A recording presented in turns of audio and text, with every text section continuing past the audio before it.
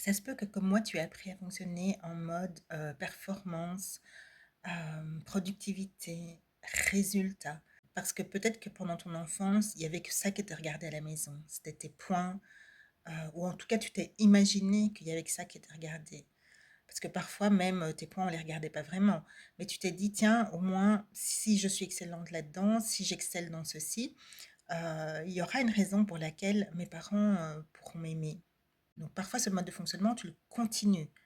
Donc même à l'âge adulte, tu continues tout simplement parce que tu en as l'habitude d'être performante sans qu'on te le demande, d'être super achiever, comme on dit. Donc généralement, tu vas être quelqu'un qui va prendre énormément de tâches.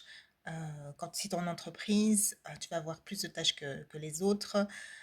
Tu vas même pas comprendre en fait que les autres n'aient pas envie de travailler autant que toi. Tu vas être vraiment addict aux heures supplémentaires, addict à l'adrénaline, addict à l'hyperactivité, addict à,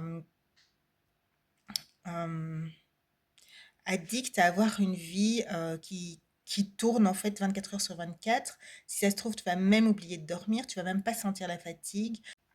Tu vas installer en fait un comportement qui va te maintenir occupé H24.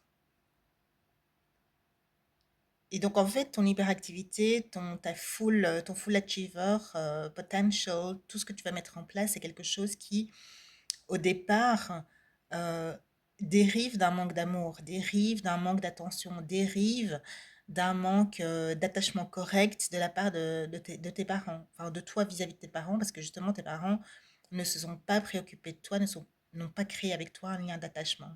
En fait, dans ton inconscient, cette façon de fonctionner, elle a envie de t'apporter la reconnaissance de tes parents, l'amour de tes parents. Mais comme tu n'as jamais cette reconnaissance, tu l'as pas reçue de tes parents avec tes bons points, tu l'as pas reçue non plus des professeurs, parce que à la fin, ils trouvent ça normal en fait que tu aies toujours des bons points, donc pourquoi te féliciter?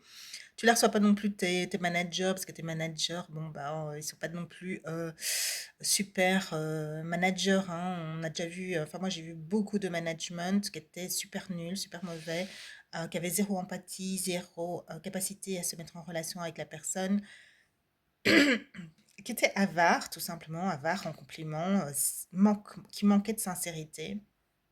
En fait, tout ce que tu as envie de retrouver, tu l'auras pas. Quelque part, c'est normal parce que le manager, il n'est pas censé jouer le rôle de ton père.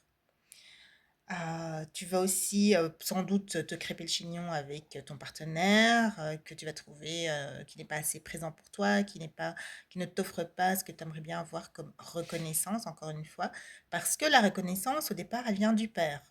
Donc, en fait, une fois que tu l'as pas reçue, ben, tu auras beau chercher partout, tu vas pas la recevoir. Tu vas pas la recevoir de quelqu'un d'extérieur.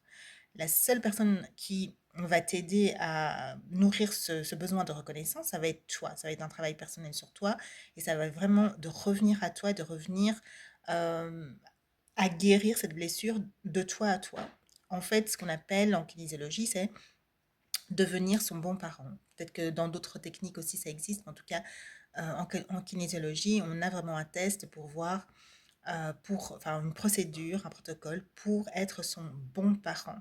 Une fois que notre parent n'a pas tenu le rôle de bon parent, nous devons nous-mêmes être notre bon parent. Et ça, c'est un protocole que nous avons en kinésiologie, sur lequel nous pouvons travailler.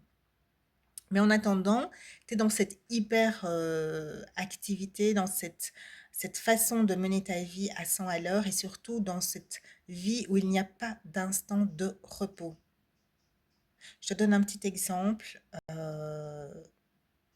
Tu organises un voyage, voilà. Tu organises un voyage, tu as envie de te faire plaisir, tu as envie de découvrir un pays. Et tout d'un coup, ça va se transformer en ah tiens, mais il faut que j'apprenne la langue. Ah, il faut absolument que je rentabilise mon voyage. Il faut que je regarde mon itinéraire pour être sûre de ne pas perdre une minute pour profiter un maximum. J'ai bourré mon voyage de visite. Il faudrait que ce soit vraiment nickel, que j'en bénéficie, rapport qualité-prix. Il faut que j'y gagne, etc., etc. Donc ça, c'est une manière de fonctionner, alors qu'en fait, c'est très difficile pour toi de dire, bah, j'ai envie de découvrir un pays. Je sais pas, je connais absolument pas ce pays. et je vais me laisser porter par ce que chaque jour, ma journée va faire. Alors oui, je vais prendre quelques musées, ceux qui sont vraiment indispensables à réserver à l'avance, ou sinon, je me laisse aller à cette découverte. Et ça, c'est quelque chose de très très difficile pour un profil comme le tien.